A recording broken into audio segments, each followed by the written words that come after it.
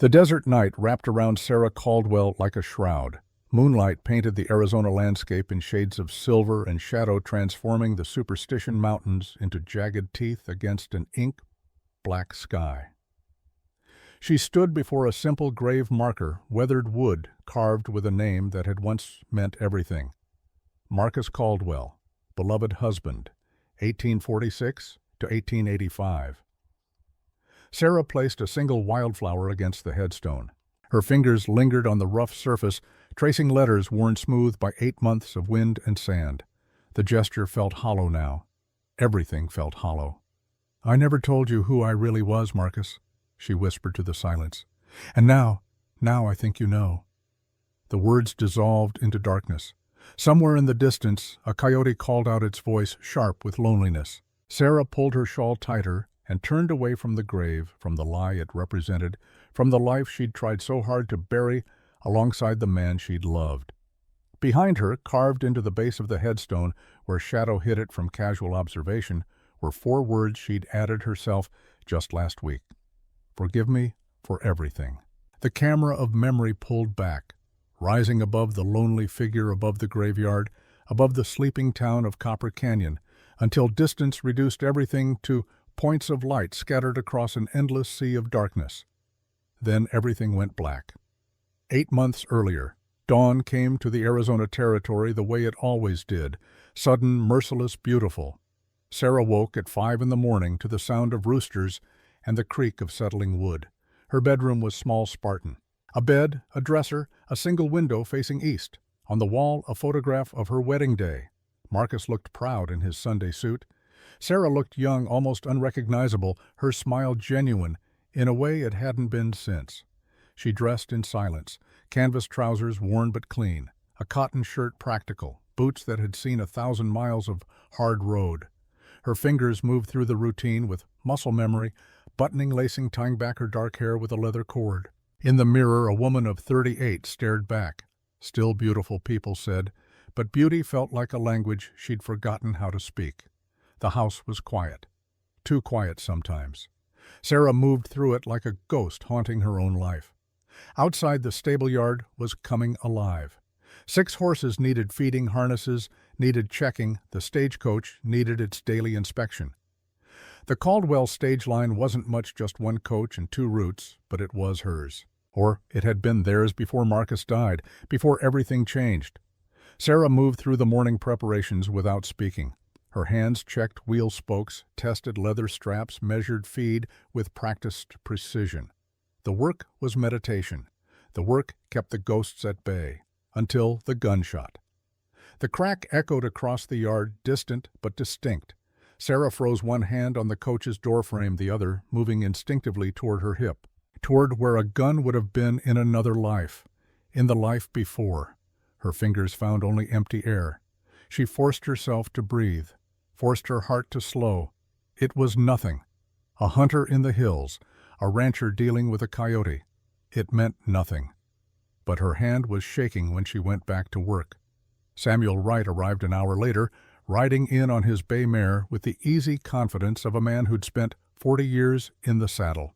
He was her shotgun messenger, her right hand, the only employee who'd stayed after Marcus died. His weathered face creased with concern as he dismounted.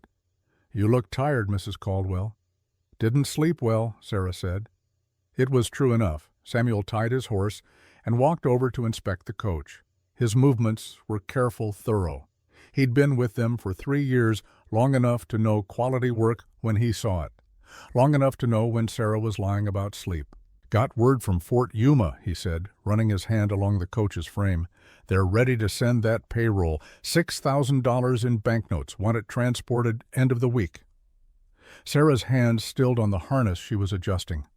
6,000, more money than she'd ever carried, enough to keep the business running through winter, enough to matter.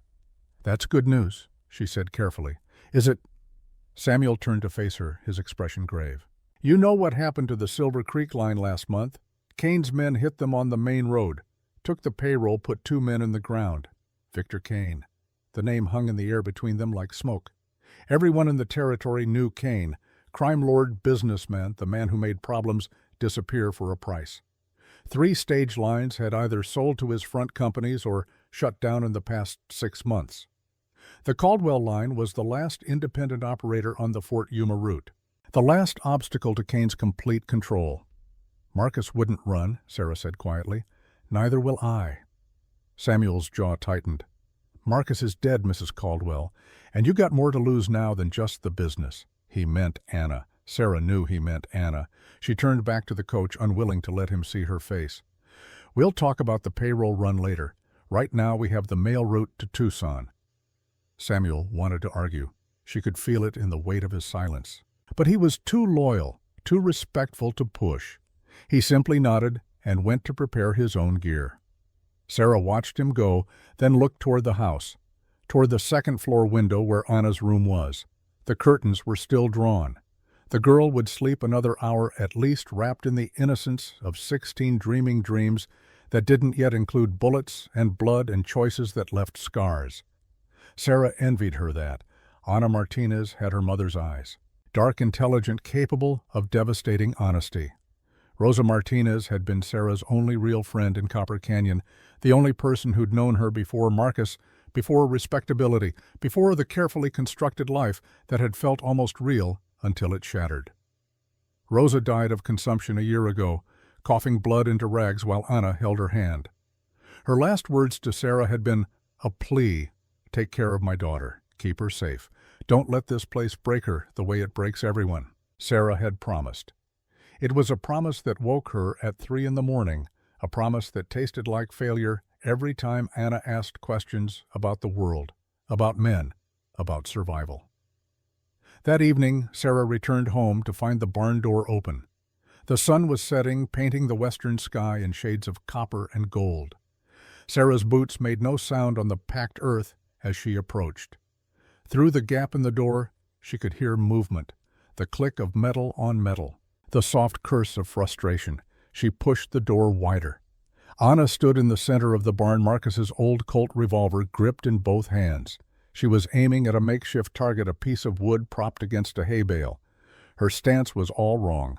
Arms locked, shoulders hunched, but there was determination in every line of her young body. "Put it down, Anna." The girl spun, nearly dropping the weapon. Guilt flashed across her face, followed quickly by defiance. "You promised you'd teach me." Sarah stepped into the barn, closing the door behind her. The interior smelled of hay and leather and old wood.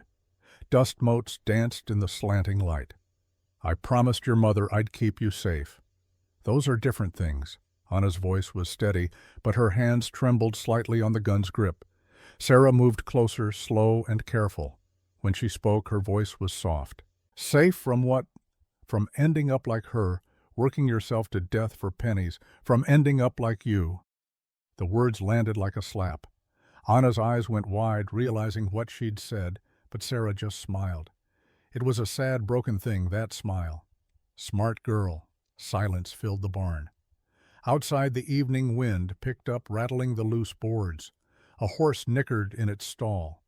The world continued indifferent to the weight of the moment. Finally, Anna lowered the gun.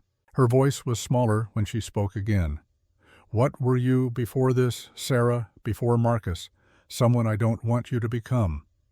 But I need to know how to protect myself. You know what it's like out here. You know what happens to women who can't." Sarah did know.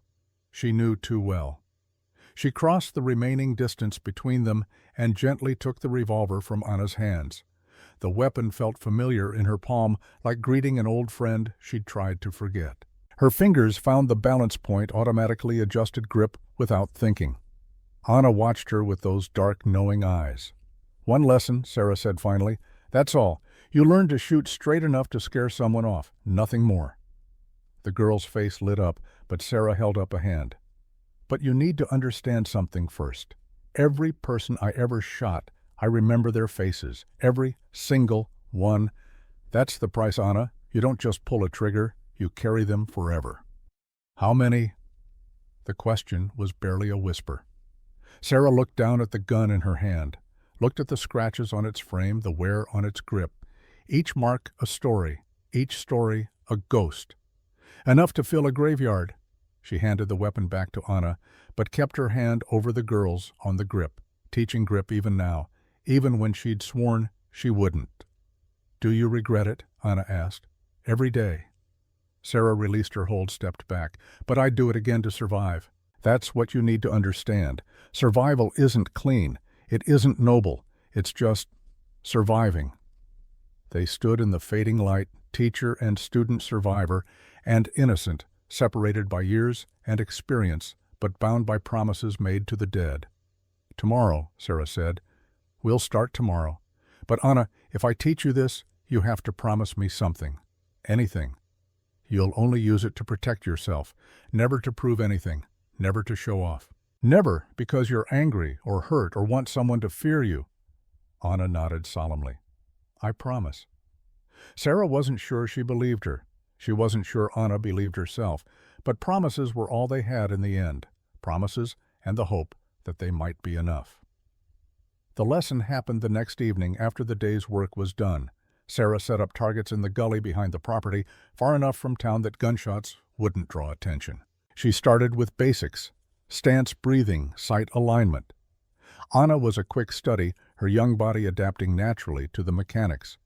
But it was after the lesson, as purple twilight settled over the desert, that the real teaching happened. They sat on a flat rock sharing water from a canteen. Above them, the first stars were appearing, pinpricks of light in the darkening sky. The air was cooling rapidly, the way it always did once the sun set. In the distance, coyotes had begun their evening chorus. "Why does your hand shake sometimes?" Anna asked suddenly. Sarah had been watching the horizon. She turned to look at the girl. "Old injury?" "Liar." The word hung between them. Sarah almost smiled. "My mama used to say you could tell when someone's lying by their eyes. Yours go somewhere else." For a long moment Sarah said nothing. She looked down at her hands, scarred and capable, marked by years of hard work and harder choices. The tremor was barely visible in this light, but Anna had noticed. Anna noticed everything.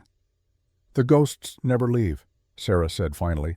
"I told you they're always there, but what I didn't tell you is how loud they get in the quiet moments, in darkness, in the space between sleep and waking. That's why my hand shakes. Not from injury, from carrying too many dead men's faces." Anna absorbed this, her young face serious in the fading light. "How many people have you killed?" The question was more direct now, stripped of hesitation. 12, Sarah said quietly. 12 people over 8 years. Some were self-defense, some were, she trailed off, some were just because I was good at it and people paid for that skill. "Do you regret it?" "Every day. But I'd do it again to survive." The conversation was circular, like prayer, like confession, saying the same truths over and over until they became bearable. They sat in silence after that. The stars multiplied overhead, infinite and indifferent. Somewhere in the darkness, something small and living became something's meal. The desert did not care about regret or redemption. It simply was. Finally, Anna spoke again. "I won't end up like you." Sarah looked at her, surprised. "I'll be better," the girl continued. "I'll learn what you teach me, but I won't let it make me sad the way it made you sad." Sarah wanted to tell her it didn't work that way, wanted to explain that violence changed you in ways you couldn't predict or control, but Anna's optimism was precious fragile. Sarah didn't have the heart to crush it. "I hope you're right," she said instead. They walked back to the house under starlight, their shadows long and thin on the pale earth. Daniel Reeves rode into Copper Canyon at mid-morning 2 days later. Sarah was in the stable yard checking inventory when Samuel came running. His face was tight with concern. "Federal Marshal just rode in, asking for you by name." "Federal." Sarah's stomach dropped. She forced her expression to remain neutral, forced her hands to stay steady on the clipboard she was holding. "Did he say what he wanted?" "Just that he needs to speak with you about the Kane gang. Says it's official business." Sarah set down the clipboard very carefully. "Show him to the office. I'll be right there." Samuel hesitated, reading something in her face that worried him, but he nodded and left. Sarah took a moment to steady herself. Federal Marshal. It could mean anything. It could mean nothing. It could mean everything. She walked to the office on legs that felt wooden. Through the window she could see him, tall, lean, somewhere in his early 30s. He wore dark trail clothes, practical and well-maintained. A badge gleamed on his chest, worn openly rather than hidden. His horse tied outside was quality stock. Everything about him said professional, competent, dangerous. Sarah opened the door. He turned to face her, and for just a second, something flickered in his eyes. Recognition, curiosity, it was gone too fast to name. "Mrs. Caldwell, I'm Marshal Daniel Reeves. I need to speak with you about the Kane gang." His voice was calm, measured, a trained voice used to command. Sarah gestured to a chair and moved behind the desk, putting furniture between them. It was a small advantage, psychological rather than practical, but she needed every edge she could get. "Federal business in a territory station?" she asked, settling into her own chair. "Kane's operation crosses state lines, makes it federal." He didn't sit. Instead, he moved to the window looking out at the yard. His movements were controlled, economical, a man comfortable in his own body. "I understand you're planning a payroll run to Fort Yuma, $6,000. News travels fast." He turned back to her, and this time his gaze was direct, searching. "Have we met before?" Sarah's heart hammered against her ribs. She kept her face carefully blank. "I don't think so." "Strange." He stepped closer, and Sarah fought the urge to lean back. "You look familiar. Can't quite place it, but there's something—" "I have one of those faces, I suppose." He studied her for another long moment, then seemed to let it go. He pulled out the chair and sat. Finally, his posture relaxed, but alert. "Mrs. Caldwell, the Kane gang has hit 3 payroll runs in the past 4 months. They're getting bolder, better organized. I have reason to believe your run will be their next target. And you're here to warn me. I'm here to offer federal protection. Agents riding alongside, ensuring safe delivery." Sarah shook her head. "I don't need protection, Marshal. I need people to leave me alone so I can do my job." Something like respect flickered across his face. "Independent, I can appreciate that. But Kane doesn't care about independence. He cares about control. And your stage line is the last obstacle to his monopoly on this route. Then I'll deal with Kane when the time comes. The way your husband dealt with him—" The room went very still. Sarah's voice was ice when she spoke. "What exactly are you implying, Marshal?" Reeves leaned forward, elbows on knees, his expression sincere. "Mrs. Caldwell, I've read the report on your husband's death. Apache attack, it says. But there weren't any Apache raids in that area for 6 months before or after the incident. And the bullet they pulled from his body, wrong caliber for Apache rifles." The walls seemed to close in. Sarah gripped the edge of the desk, knuckles white. "What are you saying?" "I'm saying someone wanted it to look like Apaches. Someone with resources. Someone like Victor Kane." The revelation hit like a physical blow. Sarah had never questioned the official story, had been too lost in grief to question anything, but now hearing it laid out so simply, so obviously, she felt like a fool. Marcus, murdered by Kane, and she'd never even suspected. "Why?" The word came out broken. "Because he wouldn't sell. Because he was honest in a territory built on corruption. Because he was in the way." Reeves stood, moved toward the door. "I'm sorry to bring you this news, but you need to understand what you're up against." He reached for the door handle, then paused. "One more thing. You ever hear of a shooter called Quicksilver Exhibition Shooter, Pinkerton's show about 12 years back?" Sarah's blood turned to ice water. She managed to keep her voice level. "Vaguely. Why, my father was killed by Quicksilver. Self-defense, they ruled, but he had a family. Me." His hand tightened on the door handle. "I was 14. Watched it happen from across the street. Watched this legendary shooter kill my father and then just disappear. Never checked if he had children. Never looked back."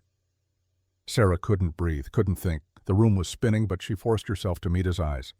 "I've spent 12 years wondering what kind of person does that," Reeves continued. "What kind of person doesn't even check if the man they killed had family?" He tipped his hat, a gesture so casual it felt obscene. "I'll be in town for a few days. If you reconsider the federal escort, you know where to find me." Then he was gone, the door closing behind him with a soft click that sounded like a gunshot in the silence. Sarah sat frozen at her desk. Her hands were shaking now, visibly violently. She pressed them flat against the wood, trying to stop the tremor, but it spread through her whole body. Daniel Reeves, Richard Reeves' son. The boy who'd watched his father die. The boy she'd never looked for, never thought about, never considered in her rush to escape, to hide, to become someone else. He was here. He knew something, suspected something. And if he kept digging, kept questioning, kept looking at her with those searching eyes, and he would know everything. That night Sarah couldn't sleep. She lay in bed staring at the ceiling, watching shadows shift and change in the moonlight filtering through her window. Every time she closed her eyes, she saw two faces, Marcus, the way he'd looked the last morning, smiling as he kissed her goodbye, and a boy of 14 screaming as his father fell. Both ghosts, both her fault in different ways. At midnight she gave up on sleep and went to the trunk at the foot of her bed. It was locked, always locked. The key hung on a chain around her neck, never removed even in sleep. She unlocked it slowly, as if the mechanism might explode. Inside, wrapped in oiled cloth, were the remnants of a life she'd buried. Two silver-plated revolvers, custom-made, balanced perfectly for her hands. The grips were engraved with her initials, E. B. Eleanor Bradford, the name she'd been born with. A newspaper clipping, yellowed with age, Quicksilver Ellie vanishes after tragic duel. And beneath that, another clipping, Richard Reeves, local businessman, killed in shootout. She'd kept them. All these years she'd kept the evidence of what she'd been, what she'd done. Some kind of penance, maybe, or insurance, or just the inability to completely erase the past. At the very bottom of the trunk was a photograph, a family portrait, formal studio lighting. Richard Reeves sat in a chair, his wife standing beside him with her hand on his shoulder, and in front of them, a boy. Teenage, serious-faced, looking at the camera with dark eyes that held too much knowledge for his age. Daniel. Sarah had taken this photograph from the newspaper archives a week after the shooting, had studied it in hotel rooms and train cars, memorizing the faces of the family she'd destroyed. Then she'd buried it in this trunk and tried to forget. But you can't forget ghosts. They just wait. She traced the boy's face in the photograph with one finger. He'd grown into those eyes, into that serious expression, into a man who carried a badge and asked dangerous questions and looked at her like he was solving a puzzle. A man who'd spent 12 years wondering about the woman who'd killed his father. Sarah closed the trunk and locked it, but she kept the photograph out, propped against her bedside lamp. A reminder, a warning. Tomorrow she would have to decide, run as she'd always run, or stay and face what was coming. But tonight she simply sat with her ghosts under a moon that had witnessed too many sins to judge hers, and waited for dawn. Morning came with a knock at the door. Sarah had fallen asleep in the chair, the photograph still on the table beside her. She woke with a start, neck stiff, head pounding. The knock came again, more insistent. She stumbled to the door and opened it. Anna stood on the porch, her young face tight with worry. "Sarah, there's something wrong with the horses. I think someone was in the stable last night." Sarah was instantly alert. "Show me." They ran across the yard together. The stable door was open, swinging slightly in the morning breeze. Inside, the horses were agitated, stamping and snorting, but it wasn't until Sarah checked the tack room that she understood. Everything was there, nothing stolen. But laid out on the workbench, arranged with deliberate care, were 12 bullets, rifle rounds gleaming in the morning light.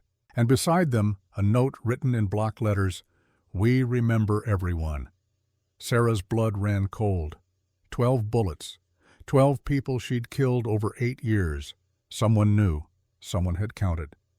Anna picked up the note, reading it with confusion. "What does this mean?" "It means we're out of time," Sarah said quietly. She turned to find Daniel Reeves standing in the stable doorway. He was dressed for travel saddlebags over one shoulder, but his expression was grave. "I thought you should know," he said. "Kane's bringing in a specialist. Word is, this man knows your whole history. Every job, every target, every person Quicksilver killed." Sarah met his eyes across the stable. In that moment she knew that he knew. Maybe he'd known from the beginning. The question was what he planned to do with that knowledge. "Who are you really?" Anna asked, looking between them with dawning understanding. "What's he talking about?" Sarah opened her mouth, then closed it. What could she say? How do you explain to a child that the woman who promised to keep her safe is built from violence? That every lesson, every kindness, every moment of tenderness is paid for with blood, Daniel Reeves answered for her. Your guardian used to be called Quicksilver, most famous exhibition shooter in the Western Territories. She could hit a playing card edgewise at 60 paces. Could shoot while riding at full gallop. Could do things with firearms that seemed impossible. He paused. And 12 years ago, she killed my father. The silence that followed was absolute. Anna stared at Sarah, betrayal and shock and confusion warring on her young face. Sarah wanted to reach for her to explain, but her arms felt like lead. It was self-defense, Sarah said finally. Her voice sounded distant, unfamiliar. He drew first. I was faster. I didn't know he had a son. You didn't check, Daniel said, not accusing, just stating fact. No, I didn't check. I ran. I hid. I became someone else. Sarah looked at Anna. I became the person I thought I should be, but I can't seem to stay buried. Anna's eyes were wet, but she wasn't crying. Not yet. You lied to me. I omitted. It's not the same. Yes, it is. The girl's voice broke. You let me think you were good. You let me think. She didn't finish. She just turned and ran from the stable, leaving Sarah standing among the agitated horses and the 12 bullets that represented her past coming due. Daniel Reeves stepped fully into the stable. He moved to the workbench, picked up one of the bullets, examined it. Someone's sending you a message, he said. Someone who knows exactly what you are. Kane, Sarah said. Maybe. Or maybe Kane hired someone who knows. Someone who's been tracking Quicksilver for years, waiting for you to surface. He set the bullet down carefully. Either way, that payroll run just became a trap. Then I won't take it. And lose the business. Lose your home. Lose what little you've built here. He shook his head. No, you're going to take that run, and I'm going to ride with you. Not as protection, as witness. Witness to what? His smile was cold. To whether Quicksilver Ellie was a killer or a survivor. I've spent 12 years assuming I knew the answer. Now I want to see for myself. He walked past her toward the door, then stopped. For what it's worth, Mrs. Caldwell, I'm sorry about your husband. No one deserves to die the way he did, but if Kane wants a war, he picked the wrong widow to threaten. After he left, Sarah stood alone in the stable, surrounded by horses and bullets and the wreckage of every identity she'd ever worn. Through the window, she could see Anna's window. The curtains were drawn tight. Sarah picked up the 12 bullets one by one and counted them into her palm. Each one a life, each one a choice, each one leading inevitably to this moment. She closed her fist around them, feeling the cool metal bite into her skin. If Kane wanted Quicksilver, he would get her, but not the legend, not the performer, not the woman who'd shot for applause and disappeared into guilt. He would get the survivor, the widow. The woman who'd lost everything and had nothing left to lose except the girl upstairs who wouldn't look at her. And that was worth fighting for. That was worth becoming a killer again. Sarah walked to the house with purpose in every step. She climbed the stairs to her room and unlocked the trunk one final time. She lifted out the silver-plated revolvers, felt their familiar weight, remembered what it was to be certain of her purpose. Then she went to Anna's door and knocked softly. "Go away," came the muffled response. "Anna, I need you to listen to me." "I said go away." Sarah pressed her forehead against the door. "I lied about who I was, but I never lied about caring for you. I never lied about wanting to keep you safe. And I'm not lying now when I tell you that everything I did, every person I shot, every life I took it, was because the alternative was dying. And I chose to live." Silence from beyond the door. "I'm taking that payroll run in 3 days. It's going to be dangerous. Kane knows what I am, and he's coming for me. I need you to decide if you want me to teach you how to survive that world, or if you want me to send you somewhere safe until this is over." More silence. Then so quietly Sarah almost missed it. "If you send me away, I'll never forgive you." Sarah closed her eyes. "Then I'll teach you everything I know. But Anna, you need to understand. Once you learn this, once you cross this line, you can't go back to being innocent. The world changes. You change. And I can't protect you from that." The door opened. Anna stood there, her eyes red but dry, her young face set with determination that reminded Sarah of herself at that age. "Good," the girl said. "I don't want to be innocent. I want to be ready." Sarah looked at this child, this girl on the edge of becoming something harder, and saw her own past reflected back. The cycle continuing, the violence passing from generation to generation like a curse or a blessing, or simply a tool for survival in a world that ate the weak. "Then we start tomorrow," Sarah said, "and I won't hold anything back." Anna nodded. As she turned to go back into her room, she paused. "Sarah, that man, the marshal, is he going to try to kill you?" "I don't know," Sarah answered honestly, "but if he does, he'll find out why they called me Quicksilver." The girl almost smiled at that. Almost. After Anna's door closed again, Sarah stood in the hallway, holding her silver revolvers, and wondered if she'd just saved the girl or doomed her. The answer she suspected wouldn't be clear until the bullets started flying, and in 3 days they would. The training began before sunrise. Sarah woke Anna in darkness, the sky still deep purple with the memory of night. No words passed between them as they dressed and walked to the gully behind the property. The desert air was cold, biting through their clothes, turning breath to visible mist. Sarah had brought her silver revolvers. In the pre-dawn light, they gleamed like promises or threats, depending on how you looked at them. "First lesson," Sarah said, her voice quiet in the vastness. "A gun is not power. It's responsibility. Every bullet you fire is a question you're answering." "Are you willing to live with that answer?" Anna nodded solemn. Her youth seemed to have evaporated overnight, replaced by something harder, more focused. Sarah recognized that transformation. She'd undergone it herself once, a lifetime ago. They spent 2 hours on fundamentals: stance, grip, breathing, sight, picture. Anna's hands were steady, her eye good. She absorbed instruction, the way dry earth absorbs rain, thirsty for knowledge that might keep her alive. But it was when Sarah demonstrated speed that the girl's eyes truly widened.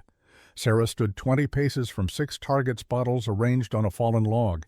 She drew and fired so fast her hands blurred. 6 shots in less than 3 seconds. 6 bottles exploded in sequence, left to right, each one shattering a heartbeat after the last. Silence fell over the gully. Anna stared at the remains of the bottles, then at Sarah, then at the smoking revolvers being holstered with practiced ease. How? The single word carried a weight of questions. 10,000 hours of practice, 5 years performing for crowds, and a survival instinct that wouldn't let me be anything less than perfect. Sarah's voice was flat, emotionless. Because perfect meant alive. Anything less meant dead. They walked back to the house as true dawn broke, painting the sky in shades of gold and crimson. Neither spoke. There was nothing to say that the lesson hadn't already communicated. At the property line, they found Daniel Reeves waiting, sitting on the fence with the patience of a man accustomed to surveillance. "Impressive display," he said, his tone unreadable. "I watched from the ridge. You haven't lost your touch." Sarah's hand moved instinctively toward her hip, then stopped. Old habits, dangerous habits. "You had no right to spy on us." "I had every right. You're transporting federal money in 2 days. I need to know what I'm working with." He stood, dusted off his pants. "And now I do." Anna looked between them, tension crackling in the air like electricity before a storm. "Working with—" Sarah's voice was ice.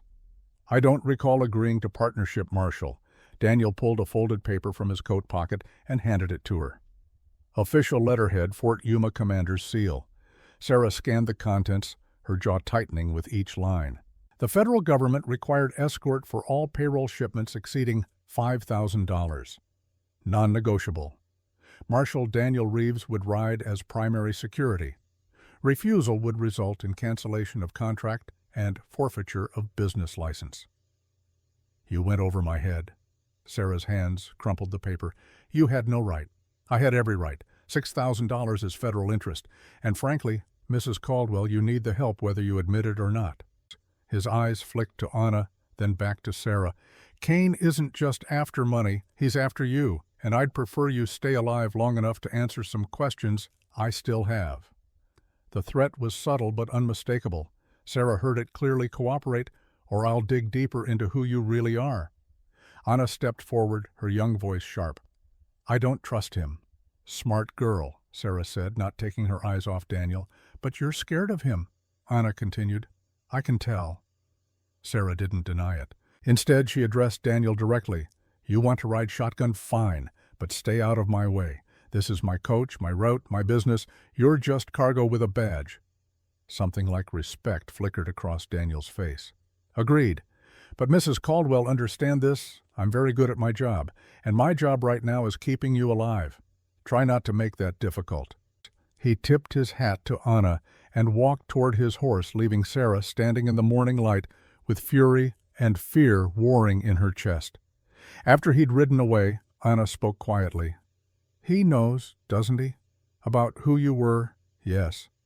And he's going to use it against you." Sarah looked at the girl, this child who was learning too fast, seeing too much. "Maybe. Or maybe he's trying to decide if I'm worth killing or worth saving. I'm not sure which one scares me more." They walked to the house in silence, the weight of coming violence settling over them like ash. The next day passed in preparation. Samuel checked every inch of the coach, reinforcing weak points, ensuring wheels were sound. Sarah inventoried ammunition, cleaned weapons, mapped alternate routes. Anna stayed close, helping where she could, watching everything, learning. That evening, as shadows lengthened across Copper Canyon, a merchant arrived with news that sent ice through Sarah's veins. "Kane's in town," the man said, his face pale. "Rode in an hour ago with 10 men. They're drinking at the Silver Dollar, making no secret of their plans. Word is they're waiting for someone." Sarah thanked him and sent him on his way. Then she stood on the porch of her office, looking toward the distant lights of town, and considered her options. She could run, pack up Anna, take what money she had, disappear into the vast American landscape the way she'd done before. But running meant losing everything Marcus had built, everything she'd tried to become. Running meant proving that Sarah Caldwell was just another mask, another lie. She could fight. Take the payroll run as planned, face whatever Kane had prepared, and trust in skills she hadn't fully used in 12 years. But fighting meant risking Anna, meant risking exposure, meant becoming Quicksilver again, and that woman had left bodies in her wake. Or she could surrender. Give Kane what he wanted, sell the business, fade into obscurity. But surrender meant betraying Marcus's memory. And Sarah had already betrayed him enough with her secrets. The decision was made before she'd fully acknowledged making it. She would take the run. She would survive. And if Kane wanted a war with a ghost, she would show him what ghosts could do. That night, Sarah found herself unable to sleep again. She stood at her window watching the stars wheel overhead, ancient and indifferent. Somewhere out there, Kane was planning. Daniel was calculating. Anna was dreaming dreams that would soon be interrupted by nightmare reality. And Marcus was 8 months dead, buried in earth that didn't care about the lies told over his grave. A sound drew her attention. Someone was at the practice range.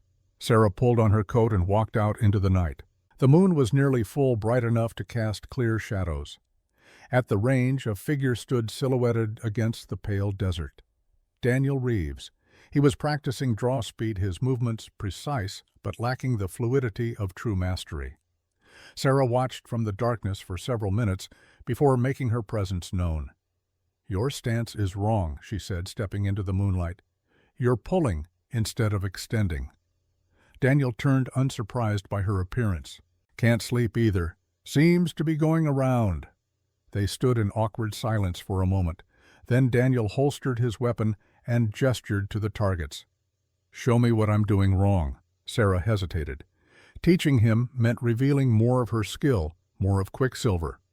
But it also meant spending time with the only person who knew her truth, who'd seen her past and present colliding.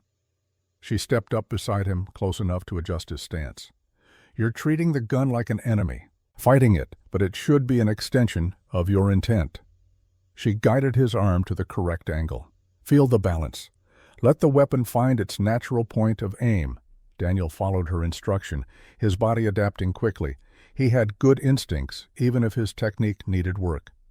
"Try now," Sarah said, stepping back. Daniel drew and fired. Faster than before, cleaner. The bottle on the fence post shattered.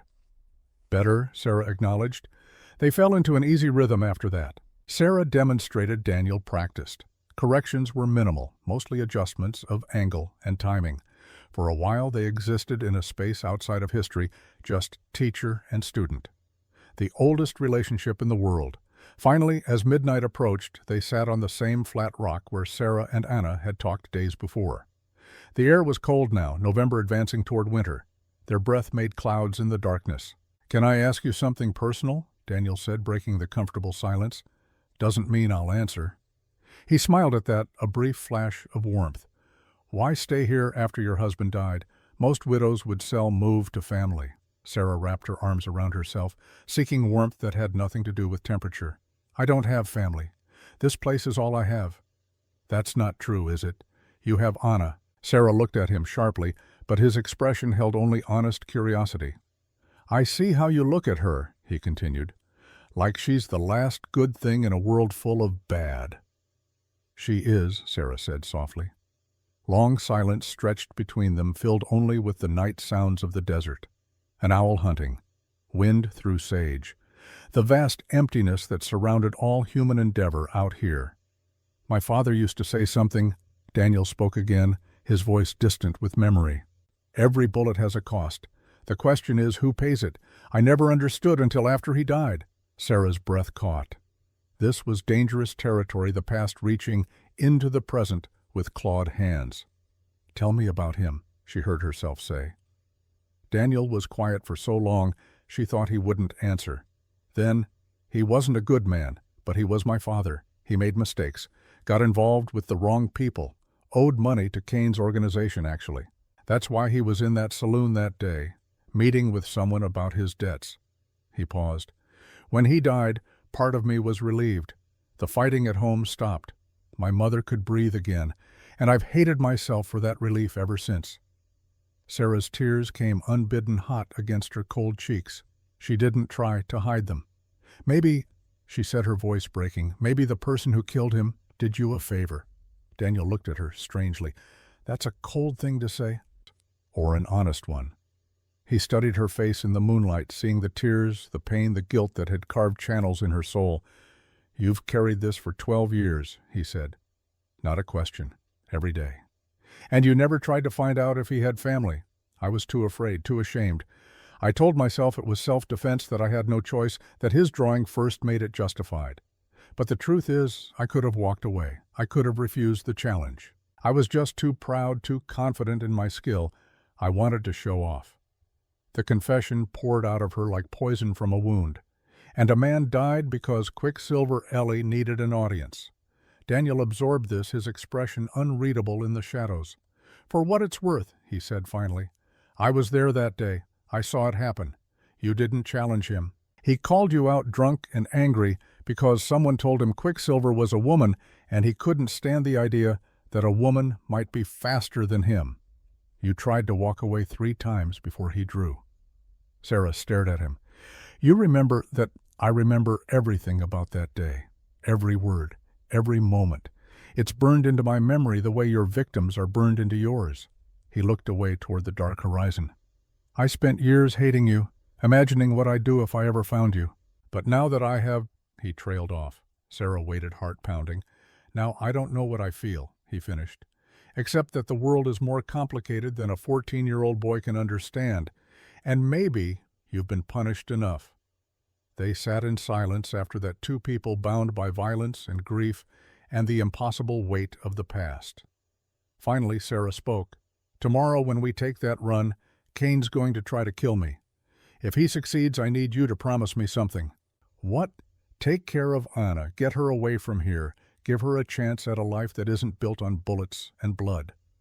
Daniel met her eyes. "And if you survive, then I'll take care of her myself. But I need to know that if I fall, someone will catch her." "I promise," Daniel said.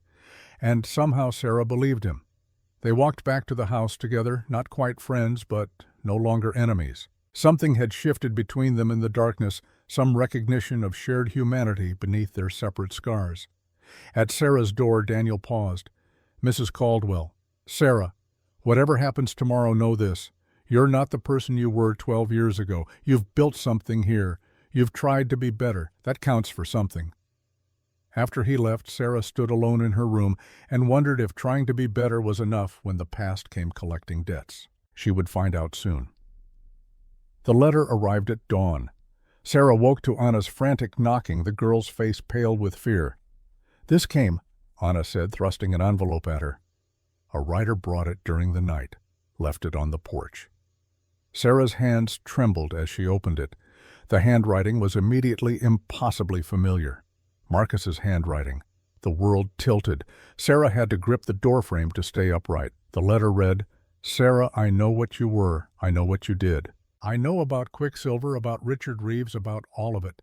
I'm not dead, my love, but I will be soon if you don't bring that payroll to Devil's Crossing instead of the fort. Come alone or Anna pays the price for your lies.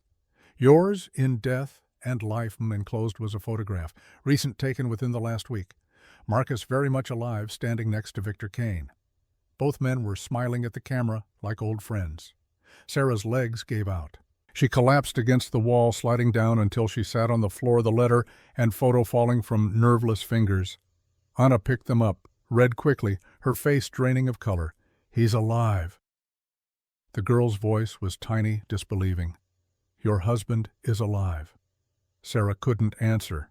Her mind was fracturing, trying to process impossible information. Marcus alive. Marcus working with Kane. Marcus knowing her secret. Marcus threatening Anna. Everything she'd believed for 8 months was a lie. Everything she'd grieved was a manipulation. Everything she'd built on his memory was constructed on sand. Anna knelt beside her, gripping her shoulders. Sarah, listen to me. This could be fake. Someone could be pretending." But Sarah knew. She knew the handwriting, the phrasing, the particular way Marcus ended letters. This was real. Somehow, impossibly, her husband had survived or faked his death and aligned himself with the very man who'd allegedly killed him. The betrayal was so complete, so devastating, that for a moment Sarah couldn't breathe. "What do we do?" Anna asked, her young voice steadying, finding strength when Sarah had none. Sarah looked at the girl, this child she'd promised to protect, now being used as leverage against her. Fury began to burn through the shock, hot and clarifying. "We tell no one," Sarah said, her voice hardening. "Not Samuel, not Daniel, no one. But they can help. Or they can be compromised. If Marcus is alive, if he's been working with Kane all this time, then we don't know who else might be in on it." Sarah stood, forcing her body to obey, despite the tremors running through it. "We take the run as planned. But we watch. We prepare. And when Marcus shows himself, we'll be ready." Anna's eyes were fierce. "I'm coming with you." "Absolutely not." "You can't stop me. If I stay here, Kane's men might take me anyway. At least if I'm with you, I can fight." Sarah wanted to argue, wanted to lock Anna in a cellar and throw away the key. But the girl was right. Separation meant vulnerability, and after 2 days of training, Anna could at least handle a weapon. "You stay in the coach," Sarah said finally. "You don't leave it for any reason. And if shooting starts, you hide. Understood?" Anna nodded. Then more quietly, "Do you still love him?" "Your husband." Sarah looked at the photograph again. Marcus's smile was genuine, his arm casually draped around Kane's shoulders. How long had he been planning this? How many of their years together had been real? "I don't know who he is anymore," Sarah said. "Maybe I never did." The morning of departure dawned clear and cold.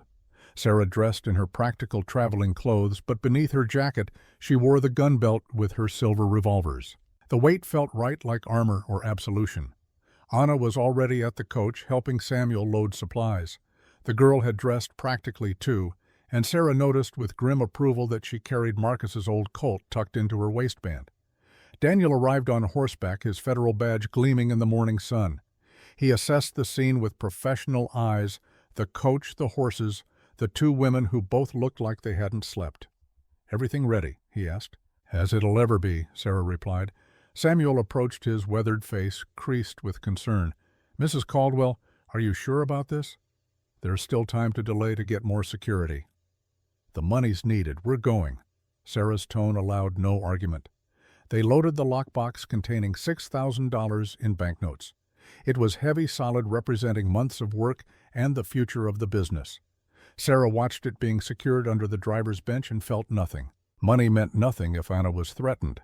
If Marcus was alive and plotting against her, the world had narrowed to a single focus, survived the next 24 hours. "Mrs. Caldwell," Daniel said quietly, moving close enough that only she could hear. "Something's wrong. You've been different since yesterday." If there's a threat I should know about, Sarah met his eyes. For a moment she considered telling him everything. The letter, Marcus, the impossible choice she was facing.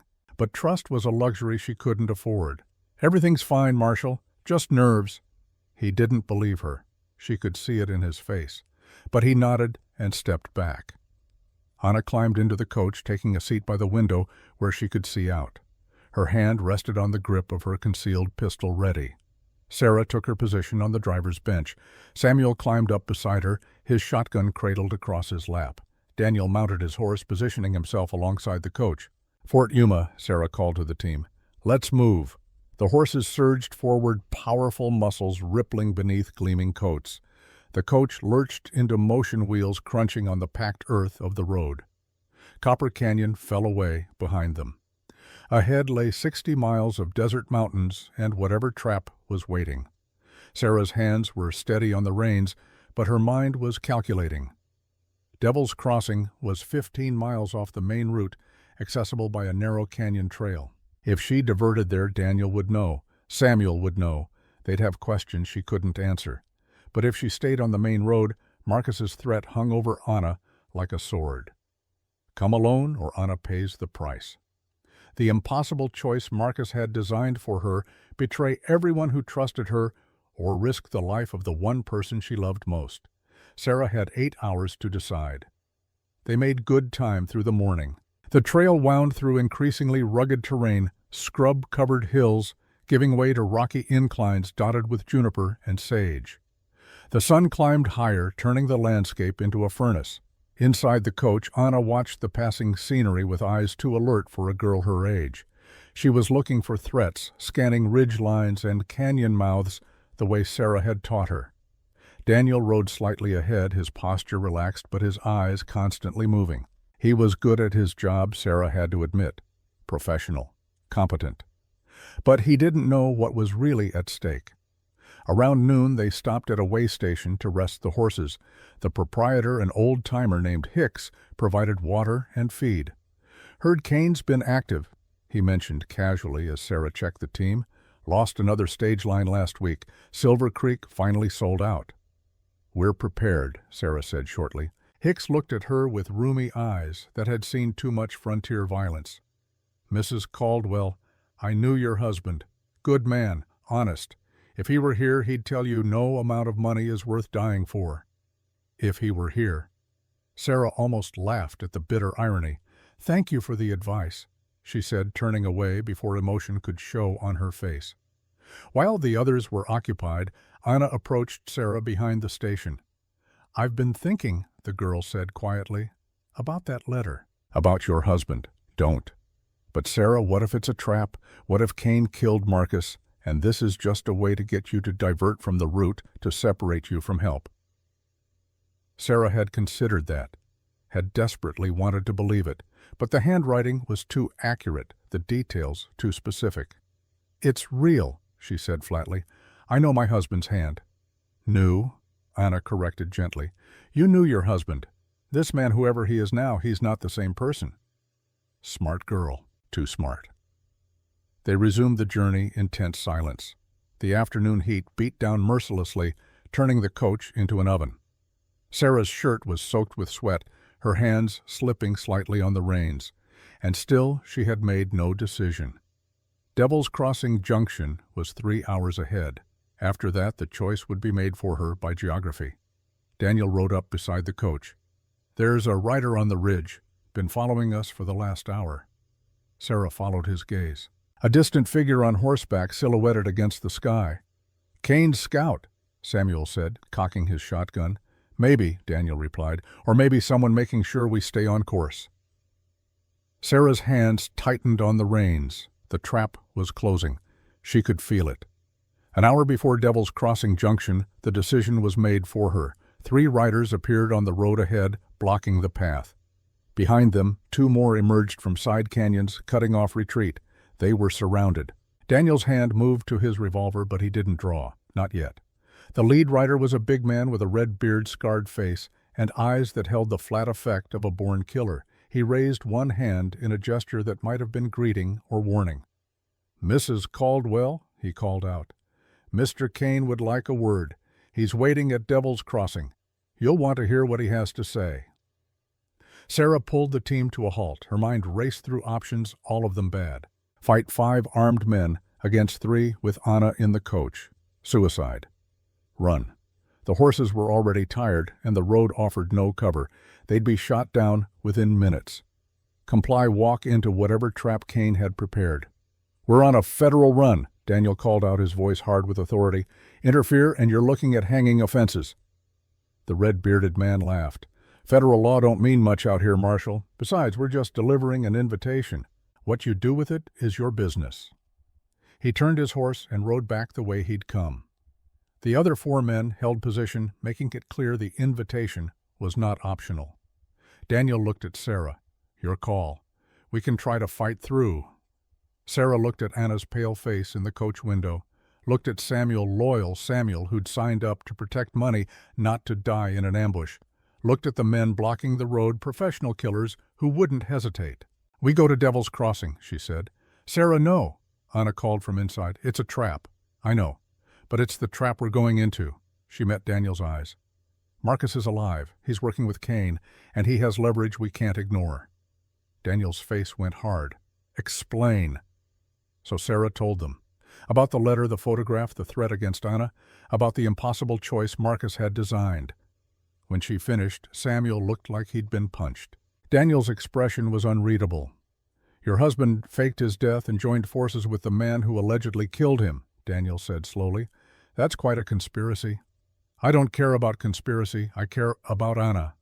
"And what about the payroll? What about the federal money you're entrusted with?" Sarah's laugh was bitter. $6,000 against one girl's life. "There's no comparison, Marshal." Daniel studied her for a long moment. Then he nodded. "All right. We go to Devil's Crossing, but we go ready. And Mrs. Caldwell, when this goes bad, and it will go bad, I expect to see Quicksilver, not the widow playing at normalcy." Sarah's hands moved to her revolvers, loosening them in their holsters. "You'll get your wish, Marshal." They turned off the main road, following the narrow trail toward Devil's Crossing. The men who'd blocked them fell in behind escort or captors, the distinction meaningless now. The trail wound through increasingly narrow passages, canyon walls rising on either side. Perfect ambush country. Sarah's every instinct screamed danger, but she kept the team moving forward, toward Marcus, toward Kane, toward whatever ending this story had always been building toward. Anna was silent in the coach, her hand on her pistol. Samuel kept his shotgun ready, his jaw set. Daniel rode with the loose readiness of a professional, scanning constantly for threats. And Sarah drove into the closing jaws of the trap because sometimes survival meant walking straight into death and trusting your skill to find a way through. After 20 minutes, the canyon opened into a small natural amphitheater.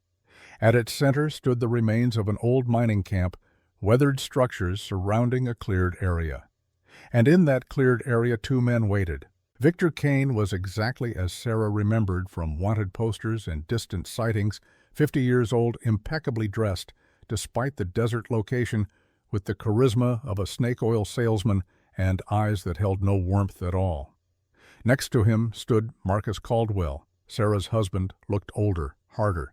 His face was weathered, his clothes travel-stained, but he was unmistakably alive, unmistakably real, unmistakably a traitor. The coach came to a stop. For a moment no one moved. The afternoon sun beat down on the frozen tableau. Then Marcus smiled. It was the same smile Sarah remembered from their wedding day, from 1,000 mornings waking up beside him. But now it looked like a stranger wearing her husband's face. "Hello, wife," he said. Sarah stepped down from the driver's bench slowly, her hands never far from her revolvers. Daniel dismounted, positioning himself with clear lines of fire. Samuel stayed on the coach, shotgun ready, covering their backs. Anna climbed out despite Sarah's earlier instruction, standing close to Sarah's side. "You should have stayed in the coach," Sarah said quietly. "I'm not hiding anymore," the girl replied. Kane stepped forward, his movements smooth, controlled. "Mrs. Caldwell, such a pleasure to finally meet the legendary Quicksilver. Marcus has told me so much about you." "Has he?" Sarah's voice was flat, emotionless. She was looking at Marcus, trying to reconcile the man she'd loved with this stranger who'd faked his death and threatened a child. Oh, yes, your whole history. The Pinkerton shows, the exhibition shooting, Richard Reeves. Kane's smile widened. That was quite fortuitous, actually. When you killed Richard, you destroyed my original partnership. Took me years to rebuild. I owe you significant pain for that. Daniel's hand moved to his revolver. This is over, Kane. You're under arrest for conspiracy threatening federal officials and about a dozen other charges. Kane laughed, a genuine sound.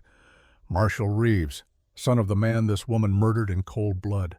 I wondered if you knew. Does it burn Marshall riding alongside your father's killer, forced to protect her? Daniel's jaw tightened, but his hand stayed on his weapon steady. Sarah ignored Kane, focused entirely on Marcus.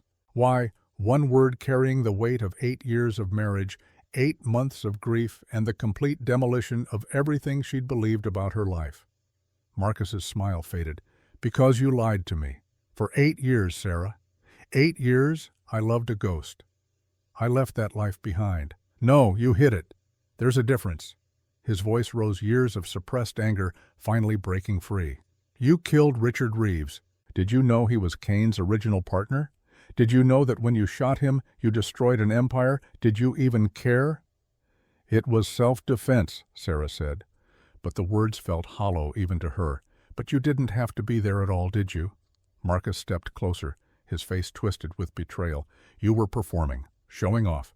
And a man died because Quicksilver needed an audience. Then you came to me, played the reformed woman, the widow looking for a fresh start. And I believed you. I believed every lie. Daniel spoke up, his voice hard. Your grievance is with her, not the girl. Let Anna go. Anna stays, Kane said. She's leverage. Insurance that dear Sarah does exactly what we tell her to. Sarah's hands moved closer to her revolvers. The weight of them felt like gravity, like destiny, like the inevitability she'd been running from for 12 years. What do you want? She asked. Marcus answered. Here's what's going to happen. You're going to take that payroll to Fort Yuma as planned. You'll deliver it clean, be a hero, solidify trust. Sarah frowned, confused. What? Because then, Kane continued smoothly, the federal government will trust the Caldwell line absolutely. And next month, when the $50,000 territory tax shipment comes through, that's when we take everything. Understanding dawned cold and complete. Sarah had been played from the beginning. Marcus's death, her grief, the struggling business, all of it designed to create the perfect cover. A grieving widow above suspicion who would be trusted with increasingly valuable shipments. Your wife is the perfect Trojan horse, Marshall, Kane said, enjoying the revelation. We fake Marcus's death, she becomes a tragic hero, and in 4 weeks we own the territory's tax revenue. And Anna, Sarah's voice was barely above a whisper. Marcus looked at the girl with something that might have been regret. Leverage, to make sure you play your part. You do what we say, she lives. You betray us, she pays the price. Anna spoke for the first time since they'd arrived, her young voice cutting through the tension like a knife. He's lying, Sarah. He's going to kill us all anyway. Marcus turned toward her, anger flashing. Shut up, girl. But Anna continued, looking directly at Sarah. You taught me something. You said every bullet has a cost, but you also said you'd pull the trigger to survive. So survive. The message was clear. Fight. Stop playing Marcus's game. Stop being the victim. Sarah's hand settled on her revolvers, the movement subtle but unmistakable to anyone who knew what to look for. Daniel saw it. His own hand tightened on his weapon. Marcus saw it too. Don't be stupid, Sarah. You're outnumbered. Kane has 10 men surrounding this camp. You draw those guns and Anna dies first. Maybe, Sarah said, or maybe I'm faster than you remember. Kane raised his hand and men appeared from concealment. On the ridge above, in the ruins behind rocks. 10 men, all armed, all professional. The trap was complete. But Sarah was smiling now, a cold, predatory expression that Marcus had never seen in all their years together. You made a mistake, Marcus. Both of you did. What mistake? Kane asked, amused. You assumed Quicksilver was just a performer. Someone who shot targets and took bows. You forgot that before the shows, before the fame, I survived 2 years in the worst parts of the frontier. I didn't just learn to shoot fast, I learned to shoot smart. Her hands moved, not drawing, not yet. just adjusting position, subtle shifts that looked like nervousness but were actually preparation. Daniel recognized what she was doing. He shifted too, creating better angles. Even Anna, with her limited training, understood. She stepped slightly to the side, giving Sarah a clearer line of sight. Kane's amusement faded. "You can't fight your way out of this, accept reality." "Reality," Sarah said, "is that you've given me two choices. Both end with betrayal, both end with pain, so I'm choosing option 3.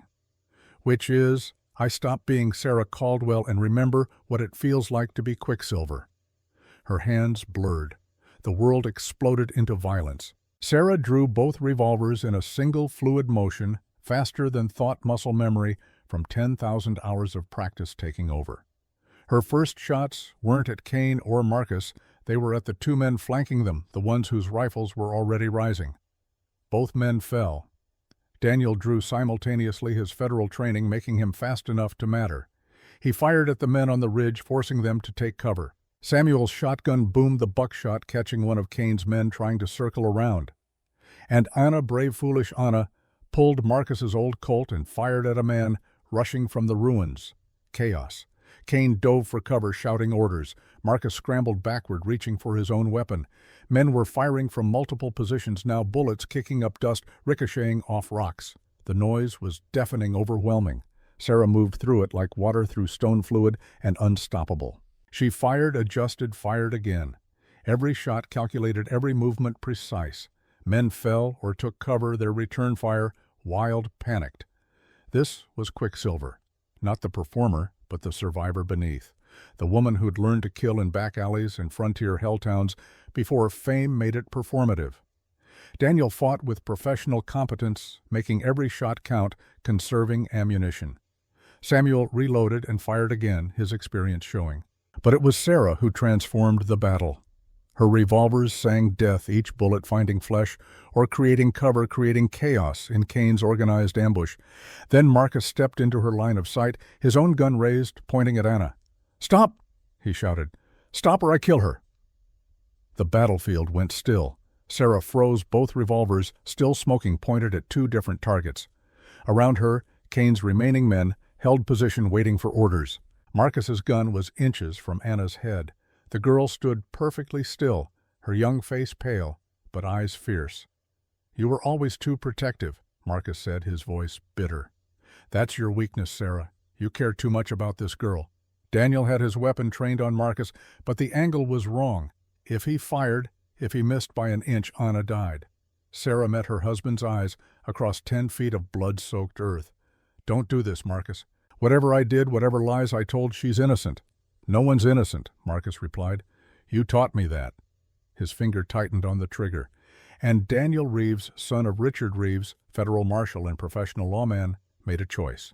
He fired. The bullet took Marcus in the shoulder, spinning him sideways. His gun discharged the shot, going wide, missing Anna by inches. Marcus collapsed, blood spreading across his shirt, staining the desert earth. Kane roared in fury, raising his own weapon toward Daniel, but Sarah was already moving. Her revolvers tracked to Kane with supernatural speed. She fired both simultaneously, the reports echoing through the canyon. Kane's gun flew from his hand, shattered. His shoulder bloomed red. He fell backward, hitting the ground hard. The remaining men, seeing their leaders down, began to scatter. Some ran for their horses. Others simply dropped their weapons and raised their hands. The battle was over. In the sudden silence, Sarah walked to where Marcus lay. She stood over her husband, her face expressionless, her revolvers still ready. Marcus looked up at her, blood bubbling at his lips. You never really loved me, did you?" "I loved the man I thought you were," Sarah said quietly, "but that man never existed. You were always this. I just didn't see it." Daniel approached, covering Kane while checking Marcus's wound. "He'll live, but he's going to hang for this." Marcus's laugh was wet, painful. "Federal marshal, son of Richard Reeves, the irony." He coughed, pain flashing across his face. "Did you know Marshall? Did she tell you that Richard was working for Kane, that their whole partnership was built on crime?" Daniel's expression didn't change. "I knew. I've known for years. My father was a criminal, and he drew first on her. I was there. I saw it." He looked at Sarah, something passing between them. Understanding. Absolution. But here's the real twist, Daniel continued, standing. I'm not just a marshal. I'm federal investigator, deep cover. I've been tracking Kane's organization for 8 months. Since the day you died, Mr. Caldwell. Sarah stared at him. You knew. The whole time you knew Marcus was alive. Suspected. I needed proof. Needed to catch them together with witnesses. He gestured to Samuel, still on the coach. And now I have it. Marcus closed his eyes. We're all damned then. Yes, Daniel agreed. But some of us earned it. Kane, wounded but conscious, spoke from where he lay. You think this ends anything, Marshal? I have lawyers. Connections. I'll be out in a month. Maybe, Daniel said. Or maybe the federal government is finally tired of frontier crime lords. Maybe they want to make examples. He pulled out handcuffs, started securing Kane. Either way, your empire's done. Sarah holstered her revolver slowly, the fight draining from her. She looked around at the bodies, the blood, the destruction. Anna approached, touching Sarah's arm gently. Are you all right? No, Sarah said honestly, but I will be. They stood together, teacher and student, surrounded by the wreckage of Sarah's old life and her married life, both burning down to ash. And in that ash, maybe something new could grow. But first, they had to survive the next few minutes, because Marcus was smiling despite his wound, despite his capture. You think you've won, he said, looking at Sarah, but you don't even know the full game. Kane's not the top. He answers to someone who's been waiting 12 years for Quicksilver to surface. Sarah froze. What are you talking about? Marcus's smile widened, blood on his teeth. Richard Reeves had a partner. Before Kane. Someone who's been hunting you since the day you killed Richard. Someone who's been very patient. Daniel's face went pale. That's impossible. The organization died with my father. Did it, Marcus coughed more blood, or did it just learn to hide better? Before anyone could respond, a gunshot cracked from the ridge above. Samuel jerked the shotgun, falling from his hands. He looked down at the red bloom spreading across his chest, confusion on his weathered face. Then he fell. Anna screamed. Sarah spun revolvers, drawing again, searching for the shooter. On the ridge, silhouetted against the setting sun, stood a figure with a rifle. The figure spoke, voice carrying across the canyon. Hello, Eleanor. It's been a long time. The voice was female, familiar, impossible. Sarah's blood turned to ice, because she knew that voice. Knew it from 12 years ago, from a life she'd buried, from a partnership she'd thought ended. The figure stepped forward into better light. Catherine Reeves, Richard's widow, Daniel's mother, and the real architect of everything that had happened. She worked the rifle's bolt, chambering a new round, aiming it directly at Sarah. You took my husband, Catherine called down. Now I'm going to take everything you have, starting with that girl. The rifle swung toward Anna, and Sarah Caldwell, also known as Quicksilver Ellie, also known as Eleanor Bradford, made a choice that would define who she really was. She stepped in front of Anna, her body between the girl and the gun, her hands spread wide, unarmed and vulnerable. Then you'll have to go through me first, she called back. Catherine's laugh echoed through the canyon. That's the plan. Her finger tightened on the trigger, and the world held its breath, waiting for the bullet that would end everything or change it forever. Time fractured into crystalline moments. Catherine Reeves stood on the ridge above, silhouetted against the dying sun, like a statue of vengeance carved from shadow and fury. Her rifle was steady, aimed with the patience of someone who'd waited 12 years for this exact moment. Sarah stood below, arms spread wide, her body a shield between the gun and Anna. Every muscle in her frame was coiled ready, but there was nowhere to move that wouldn't expose the girl behind her. Daniel's weapon was already rising, but Catherine's men had emerged from concealment rifles trained on him, 5 guns to his 1. The mathematics of death were simple. Samuel lay on the ground near the coach, blood spreading across the earth beneath him. His breathing was shallow, labored. Each breath might be his last. Marcus, wounded but conscious, watched everything with eyes that held something like satisfaction even through his pain. And Kane, handcuffed but not broken, smiled as if watching a theater performance he'd paid good money to see. The tableau held for 3 heartbeats, 4, 5. Then Catherine spoke, her voice carrying across the distance with eerie clarity. You don't remember me, do you, Eleanor? But then you never bothered to learn the names of the people your bullets destroyed." Sarah's mind raced backward through years of memories trying to place the voice, the figure. Something tickled at the edge of recognition, but 12 years was a long time, and grief changed people in ways that made them unrecognizable. "I'm Richard's widow," Catherine continued, taking a step forward into better light. "I was at the saloon that day, watching from the second-floor window while my husband died in the street, watching while you holstered your fancy guns and walked away like you'd done nothing more significant than swat a fly." The memory surfaced, now unbidden. A woman's scream from above. Sarah had heard it registered. It dismissed it as she fled the scene. Another detail she'd chosen not to examine, another thread she'd refused to follow. "I know," Sarah said quietly. "And I'm sorry. I should have checked. Should have stayed. Should have done so many things differently." Catherine's laugh was bitter, broken. "Sorry. Such a small word for such a large destruction.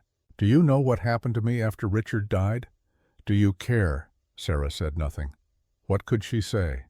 Sorry was insufficient. Sorry was meaningless in the face of 12 years of consequences. "I lost everything," Catherine said, her voice rising with emotion, held too long in check. "Richard's business partners disappeared overnight. The house, the accounts, the respectability, all of it built on his connections, his reputation. Without him, I was nothing. A widow with a teenage son and no means of support." Daniel's voice was strained. "Mother, don't do this." "Quiet, Daniel." Catherine's tone brooked no argument. "You don't understand. You were a boy. You saw your father die, and you grieved and moved on. But I had to survive. I had to find ways to feed us, clothe us, keep a roof over our heads while everyone whispered about how Richard died. Shot by a woman. Beaten by Quicksilver. Humiliated." She took another step down the rocky slope, her rifle never wavering. "So I went to Richard's real partners, the ones in the shadows. Victor Kane, others. I offered them something Richard never could, patience, planning. A woman's touch in a man's world of crude violence." Her smile was cold. "And they taught me things, Eleanor. They taught me how to build an empire not on fear alone, but on information, on leverage, on knowing exactly where to press to make people break." Sarah's hands were steady despite the adrenaline flooding her system. "And Marcus. How does my husband fit into your revenge?" "Oh, that was delicious luck," Catherine said. 3 years ago, Marcus came to one of Kane's establishments. Drunk, angry, ranting about his wife's secrets, about how he'd found an old show poster about suspecting the woman he married was someone else entirely. Kane reported it to me, and I saw the opportunity. Marcus spoke from where he lay, his voice weak but defiant. "She offered me truth, said she could prove who you really were. When she showed me the evidence, the photographs, the testimonies, I finally understood. My whole marriage was built on lies." "So you faked your death," Sarah said, pieces clicking into place. Catherine arranged it, made it look like Kane's doing to throw off suspicion. "And for 8 months you've been planning this." "Planning to destroy you the way you destroyed me," Catherine confirmed. "Not just kill you, that would be too quick, too merciful. I wanted you to lose everything first. Your business, your reputation, your identity. I wanted you to know what it feels like to have your whole life revealed as a lie." Anna's voice was small but steady behind Sarah. "You're crazy." "I'm thorough," Catherine corrected. "There's a difference." She raised the rifle slightly, sighting down the barrel. "Here's what happens now. You're going to prove you're Quicksilver. You're going to perform for me, Eleanor. And if you refuse, if you fail, the girl dies. Then Daniel, my own disappointing son who chose law over family." Daniel's jaw tightened. "I chose justice over revenge. Something you should have done 12 years ago." "Justice?" Catherine's voice dripped with scorn. "Justice let your father's killer walk away. Justice did nothing while we starved. Justice is what weak people pray for when they lack the courage to take what's owed." She gestured with the rifle indicating a series of bottles she'd apparently placed earlier. 6 bottles, 6 shots. You have 60 seconds to hit them all while riding that horse." She pointed to Sarah's mount still tied near the coach. "Just like the old days. Just like the performances that made you famous." Sarah looked at the bottles, calculating distances and angles. It was possible. Difficult, but possible. "And if I succeed?" she asked. "Then I'll kill you cleanly. Quick, painless. A gift considering. Catherine's smile was grotesque. But if you fail, if you miss even one, I shoot the girl. Let you watch her die before I kill you. Don't do it, Sarah, Anna said urgently. She's going to kill us anyway. Smart child, Catherine acknowledged. Yes, I am, but at least this way you get to see if the legend was real. If Quicksilver truly was the best, or just another fraud built on luck and lies. Sarah's mind worked frantically. She could refuse. Could try to draw and shoot Catherine before the rifle fired. But the distance was too great, the angle too poor. Catherine had chosen her position well. She could try to negotiate. But Catherine wasn't interested in negotiation. This was about humiliation, about forcing Sarah to perform one last time before destroying her. Or she could do what Catherine demanded, buy time, hope for an opening. I'll do it, Sarah said, but let Anna go first. She's not part of this. She's leverage. She stays. Then I don't perform. Catherine's finger moved to the trigger. Then she dies now instead of later. The standoff stretched. Seconds ticked past like heartbeats, each one potentially the last. Then Daniel spoke, his voice carrying a strange calm. Mother, before you do this, there's something you should know. Catherine's eyes flicked toward him. What? I've known who Sarah was since the day I arrived in Copper Canyon. I've been investigating you, not her. Every meeting with Kane, every transaction, every crime you've committed in the last 8 months, I've documented. Federal prosecutors have everything. Even if you kill us all today, you're finished. Catherine's face went rigid. You're lying. Check your inside jacket pocket. The ledger you've been carrying, the one with all the payoff records, I switched it 2 days ago. What you have is a copy. The real one is already in federal hands.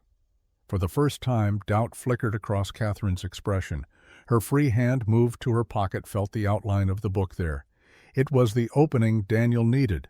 He moved with professional speed, diving sideways while firing at the men covering him. His first shot took one in the shoulder, sending the man's rifle flying. His second forced another to duck. But 3 guns were still trained on him, and return fire was immediate. Daniel hit the ground hard, rolled behind a boulder. Bullets chewed the rock inches from his head, showering him with stone fragments. Catherine's attention snapped back to Sarah, her rifle swinging down toward Anna. Enough games. And Sarah drew. Her hands moved faster than conscious thought muscle memory from 10,000 hours of practice taking over.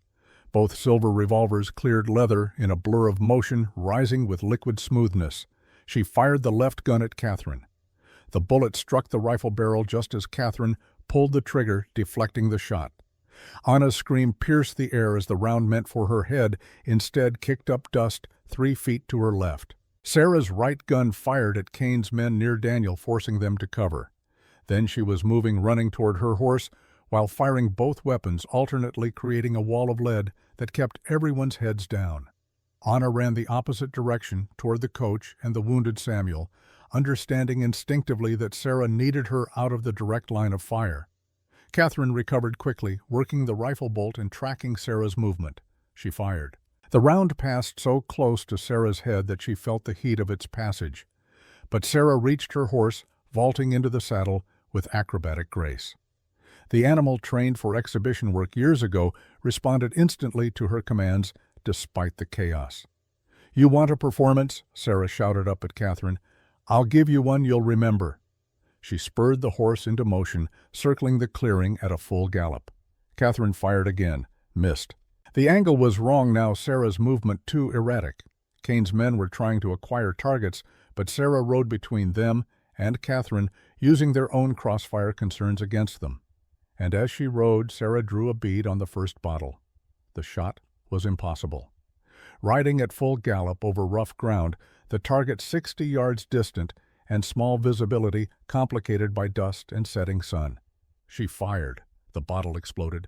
Catherine's face twisted with frustrated rage. Again! 5 more. Sarah rode on her body, moving with the horse's rhythm, absorbing its motion, becoming part of its movement, the way she'd done in shows a lifetime ago. Second bottle. 70 yards. Cross angle. She fired. Glass shattered.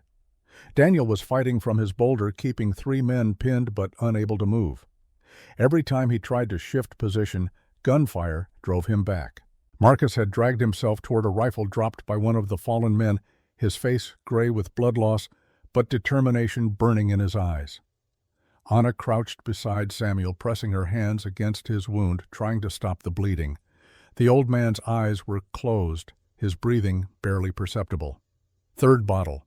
50 yards, but moving target placed on a rock that swayed in the wind. Sarah fired while the horse leaped over a fallen log. The bottle disintegrated. Catherine screamed in frustration, firing her rifle repeatedly. Now the shots wild, panicked. Each miss seemed to fuel her rage, her 12 years of planning unraveling as Sarah proved the legend real. Fourth bottle, 80 yards, partial concealment behind a boulder. Sarah's shot was perfect, threading between obstacles to find glass. The bottle burst. "Stop her!" Catherine shrieked at her men.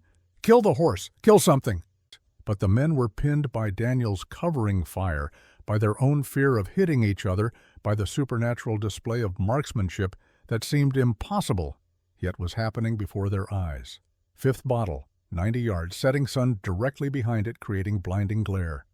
Sarah rode straight toward the sun, her eyes slitted against the brilliance, trusting instinct more than sight.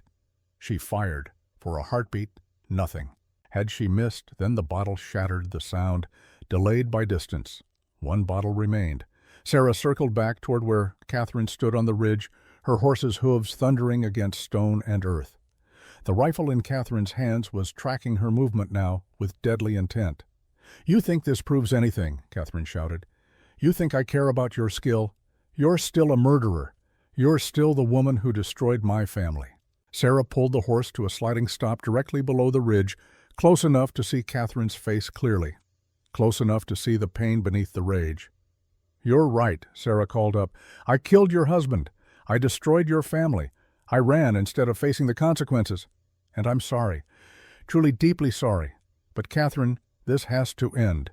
If you kill me, if you kill Anna, if you burn down everything I've built, it won't bring Richard back. It won't undo the past. It will just add more ghosts to both our collections." Catherine's hands trembled on the rifle. "I don't want your apology. I want you to hurt the way I've hurt. I do hurt. Every day. Every time I close my eyes. Every time I see Daniel's face and remember that I made him fatherless." Sarah's voice broke. "But hurting me more won't heal you. It will just prove that Richard's death created 2 victims instead of 1. "I'm not a victim," Catherine's shout echoed through the canyon. "I'm a survivor. I'm a builder. I'm someone who took her grief and turned it into power." "You're someone who let revenge consume everything good that was left," Sarah countered gently. "And you raised a son who had the courage to choose a different path. Daniel became everything Richard never was: honest, just, brave. Don't you see he's the redemption of your family's name? And you're about to destroy that by killing him." Catherine's face crumpled. For a moment the rifle wavered. Then Marcus, who'd crawled unnoticed to a position behind Sarah, raised the weapon he'd retrieved and fired. The bullet took Sarah in the side, spinning her from the saddle. She hit the ground hard, pain exploding through her ribs. Blood spread across her shirt, warm and fast. Anna screamed. Daniel roared in fury, rising from cover to fire at Marcus. The shot took Marcus in the chest directly through the heart. He died instantly, whatever final words he'd planned dying with him. Catherine's rifle came up, aimed at Sarah, lying wounded on the ground. "Now," Catherine said, her voice dead empty, "now we're even." Her finger tightened on the trigger. And Ana Martinez, 16 years old, stepped into the line of fire. She stood between Catherine and Sarah. Her young face set with determination, Marcus's Colt gripped in both hands and pointed up at the woman on the ridge. "No," Ana said simply. Catherine stared at her. "Move, child, this isn't your fight." "She's my family. You hurt her. You go through me. I'll kill you both." Ana's hands were steady. Steadier than they should be, than anyone her age should be capable of. "Maybe, but I'll get at least 1 shot off before you kill me. And Sarah taught me to make shots count." Sarah, struggling to her feet despite the wound in her side, reached out toward Anna. "Don't. Please." But Anna didn't move, didn't lower the weapon. The moment stretched impossibly long. Catherine looked at this child standing defiant at Sarah, wounded, but fighting to rise at her own son, aiming his weapon at her from across the clearing. And something broke inside her. The rifle lowered slowly, inch by agonizing inch, until it pointed at the ground. "I'm so tired," Catherine whispered. "So tired of carrying this." Daniel approached carefully, his weapon still ready, but his voice gentle. "Then put it down, Mother, please. Let it end." Catherine looked at him, really looked at him for the first time in years, saw the man he'd become despite her influence, not because of it. "You're so much better than both of us," she said, her voice breaking. "Better than Richard, better than me, better than the legacy we gave you." "I know," Daniel said softly, "and I'm asking you as your son to stop. Come down from there. Face justice, but stop the killing." For a long moment, Catherine stood frozen. Then slowly she set the rifle down on the rocks and raised her hands. "I'm done," she said. Daniel climbed up to her, placed handcuffs on her wrists with careful gentleness. "Thank you." Catherine looked past him to where Sarah sat, bleeding Anna, kneeling beside her, pressing cloth against the wound. "I wanted you to suffer," Catherine said. "But watching you with that girl, seeing what you've built despite what you were, maybe that's its own kind of punishment. Living with the weight of who you used to be." Sarah met her eyes. "It is, every day. But it's also a chance to be better. You could have taken that chance, Catherine. Instead of revenge, you could have chosen to build something good from the ashes, the way Daniel did." Catherine's smile was sad, broken. "Maybe in another life." Daniel led her down from the ridge. His deputies had arrived, drawn by the gunfire, and they took charge of Kane and the surviving men. Sarah let Anna help her to the coach, where Samuel still clung to life. The old man's eyes opened as Sarah approached. "Did we win?" he asked, his voice barely above a whisper. "We survived," Sarah replied. "That's close enough." A doctor arrived from the nearby town, summoned by one of Daniel's men. He worked on both Sarah and Samuel while the sun finished setting, painting the canyon in shades of blood and gold. Sarah's wound was serious, but not fatal. The bullet had passed through, cleanly missing vital organs by inches. Marcus's final shot, like everything else about him, had failed to do what he intended. Samuel's condition was worse. The bullet had collapsed a lung. But the old man was tough, frontier-hardened. The doctor thought he'd survive if infection didn't set in. As night fell completely, Daniel approached Sarah where she sat wrapped in blankets, Anna beside her. "How are you feeling?" he asked. "Like I've been shot," Sarah replied with a wan smile. "Fair assessment." He sat down, weariness evident in every line of his body. "I'm sorry about Marcus, about my mother, about all of it." "You saved my life. Anna's too. You have nothing to apologize for. I used you as bait, let you walk into danger because I needed to catch them together." Sarah shook her head. "You did your job, and you gave me something I didn't know I needed." "What's that?" "Proof that I'm not just a killer. That Quicksilver and Sarah Caldwell can be the same person, that I can use these skills to protect instead of destroy." She looked at Anna. "That maybe, just maybe, I can pass something worthwhile down to the next generation."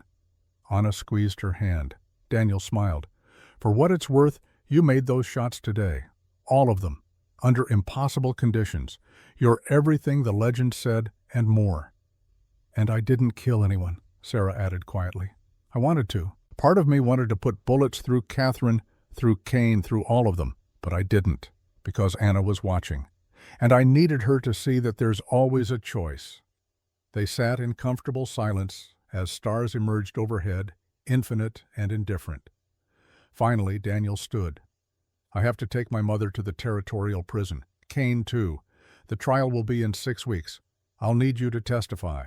I'll be there. And after that," he looked at her meaningfully. "What will you do?" Sarah considered. "Run the stage line. Teach Anna. Try to build something that matters. The territory is changing. Needs people who can adapt to it. People with your particular skills." He paused. "Federal government is hiring consultants. People who know the frontier, who can navigate between law and lawlessness." "Are you offering me a job, Marshal Reeves?" "I'm offering a partnership, if you're interested." Sarah looked at Anna, saw the girl's small nod of approval. "Let me think about it," Sarah said. "I've spent 12 years running from who I was. Maybe it's time to figure out who I can become." Daniel tipped his hat and walked away into the darkness. Anna leaned against Sarah's shoulder, careful of her wound. "Are you going to take it?" "The partnership. I don't know yet, but I'm not going to hide anymore. Whatever I do, wherever I go, it will be as myself, all of myself." "Good," Anna said, "because I like you better when you're not pretending." They sat together under the stars, teacher and student survivor, and innocent, bound by violence but choosing something gentler. The desert night was cold, but they had each other, and that was enough. 6 months later, Copper Canyon Station gleamed in the morning sun. Fresh paint covered the buildings. New horses filled the corrals. The stagecoach, repaired and reinforced, sat ready for the day's journey. The Caldwell stage line had not only survived, but thrived. Federal contracts earned through Sarah's testimony against Kane's organization provided steady income. The reputation for safety and reliability built through winter and spring brought in private clients. But Sarah had made changes. A training facility occupied the back 40 acres now, where young women from across the territory came to learn shooting, self-defense, practical skills for frontier survival. Anna ran the day-to-day operations, her natural teaching ability and fierce determination making her perfect for the role. Sarah herself had taken on selective consulting work for the Territorial Marshal's Office. Nothing permanent, nothing that required becoming someone else, just using her skills when needed on her own terms. She stood now at Marcus's grave, one of 2 visits she made weekly. The headstone read simply, "Marcus Caldwell, 1846 to 1886, husband and stranger." She'd added the last word herself, because that's what he'd become in the end, someone she'd never really known. "I forgive you," she said quietly to the stone, "not because you deserve it, but because I need to let go. Carrying anger is like carrying a stone.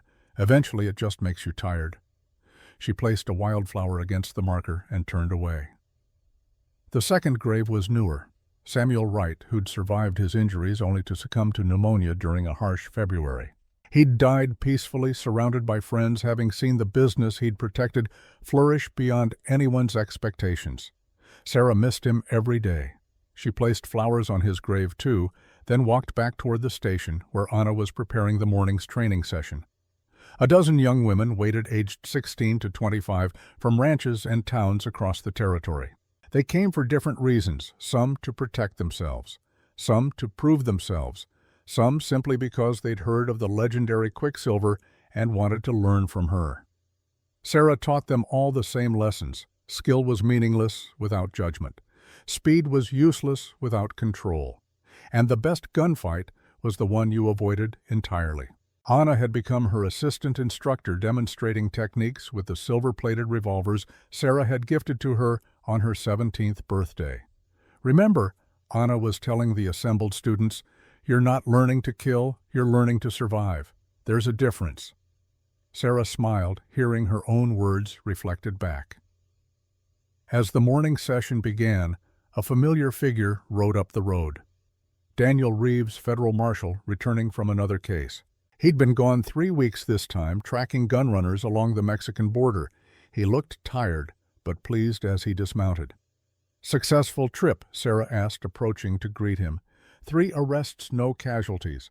I'm calling it a win." He stretched, working out the kinks of long riding. "How are things here?" "Quiet. Profitable. Exactly as boring as I always claimed to want." He laughed at that. Over the past 6 months, their professional partnership had developed into something approaching friendship. Maybe more than friendship, though neither had pushed to define it. Catherine's trial had ended with a life sentence. She'd accepted the verdict with quiet dignity, spending her last words in court, apologizing to Daniel and asking him to make better choices than she had. Kane was serving 20 years, his empire dismantled, his connections exposed. The territory was slowly transforming from lawless frontier to civilized society. "I have a proposition," Daniel said as they walked toward the station office. "The territorial governor wants to establish a formal peacekeeping force, not army, not local sheriffs, something in between. He's asked me to lead it. Congratulations. I haven't accepted yet, because I told him I'd only do it if I could choose my second in command." He looked at her meaningfully. "Someone who knows the territory. Someone with exceptional skills. Someone I trust completely." Sarah stopped walking. "Daniel, you'd have full authority? Salary? Pension?" "Legitimacy." Everything you've built here could continue. You'd just add official capacity to it." He paused. "Think about it. You've spent 6 months proving you can use Quicksilver's skills for good. This would make it permanent." Sarah looked back at the training facility where Anna was patiently correcting a student's stance, looked at the stage line office where the business she and Marcus had built despite his betrayal continued to thrive, looked at her own hands scarred and capable no longer shaking. "I'll think about it," she said. "But Daniel, I need you to understand something. I'm not Quicksilver anymore. I'm not the performer, the legend, the myth. I'm just Sarah. And Sarah comes with limits, with lines I won't cross." "I know," he replied. "That's exactly why I want you." They stood in comfortable silence, watching the morning sun climb higher. Finally, Sarah smiled. "Ask me again in a month, after the spring training session ends. If I still feel like taking on more responsibility, we'll talk terms." "Fair enough." As Daniel headed to the bunkhouse to rest, Anna approached, wiping sweat from her forehead. "Was that about the governor's peacekeeping force?" she asked. Sarah looked at her in surprise. "How did you know about that? Daniel mentioned it last time he was here, asked what I thought." Anna grinned. "I told him you'd probably say yes eventually, once you stopped being scared of success." "I'm not scared of success." "You're terrified of it, because success means admitting you're good at this, that you're not just surviving, you're thriving. And that means accepting all of yourself, including the parts you spent 12 years trying to bury." "Smart girl. Too smart." Sarah pulled Anna into a careful hug, mindful of old injuries. "When did you get so wise? I had a good teacher." They stood together, teacher and student, mother and daughter, in all but name built, not from blood, but from choice and circumstance, and the determination to survive what the world threw at them. "Come on," Sarah said, releasing her. "You have students waiting." "We have students waiting," Anna corrected. "You're teaching the advanced marksmanship session this afternoon." They walked back to the training grounds together, their shadows long in the morning light. And Sarah Caldwell, once known as Quicksilver Ellie, once a killer, once a widow, once a woman hiding from her past, stepped into her future with eyes open and hands steady. She was all of it, legend and survivor, teacher and student, sinner and saint. She was human, flawed and trying, and that finally was enough. 3 months later, in a city 500 miles away, a man sat in a dimly lit saloon reading a newspaper. The headline caught his attention: "Legendary Quicksilver Partners with Territorial Marshal, New Peacekeeping Force Established." Below was a photograph. Sarah Caldwell and Daniel Reeves standing beside a newly painted building bearing the seal of the territorial government. The man studied Sarah's face for a long time. Then he smiled, folded the newspaper carefully, and stood. He was tall, lean, dressed in expensive clothes that marked him as someone of means. A gun belt circled his waist. The holster custom made the weapon inside a matched pair to Sarah's silver revolvers. Because 12 years ago, before she became Quicksilver, before the fame and the performance and the legend, Eleanor Bradford had a partner. Someone who'd taught her everything she knew. Someone who'd loved her before she became famous. Someone who'd watched her leave without a word, choosing glory over loyalty. His name was James Cordell, and he'd been patient. But patience, like everything else, had limits. He walked out of the saloon into the afternoon sun, mounted his horse, and turned toward the Arizona Territory, toward Copper Canyon, toward Sarah. "Hello, old friend," he said to the wind. "Time we settled accounts." Behind him, the saloon door swung closed. Ahead lay a long ride and longer memory, and at the end of both a reckoning that had been 12 years in the making. The legend of Quicksilver wasn't finished. It was just beginning again. But in Sarah's office at Copper Canyon Station, a letter arrived that evening. No return address, just 4 words written in handwriting she hadn't seen in over a decade. "I'm coming home, Eleanor." Sarah stood holding the letter, her hands finally, after all these months, beginning to shake again. Because some ghosts couldn't be buried, some debts could never be paid, and some partnerships once forged in blood and skill and shared ambition lasted longer than memory. Anna found her there an hour later, still standing, still holding the letter. "What's wrong?" the girl asked. Sarah looked at her, this child she'd saved, who'd saved her in return. Nothing, she lied, then corrected herself. Everything. Someone from my past is coming. Someone I thought I'd never see again. Friend or enemy, Sarah considered. I don't know anymore. Maybe both. She folded the letter, tucked it in her pocket, and straightened her shoulders. Whatever was coming, she would face it. Not as Quicksilver, not as the widow Caldwell, but as herself, Sarah, whole and flawed, and finally completely alive. The desert wind blew through the open window, carrying the scent of sage and rain and possibility. Tomorrow would bring what it brought. Tonight she had a business to run, a student to train, and a life worth living. The ghosts could wait, they always did.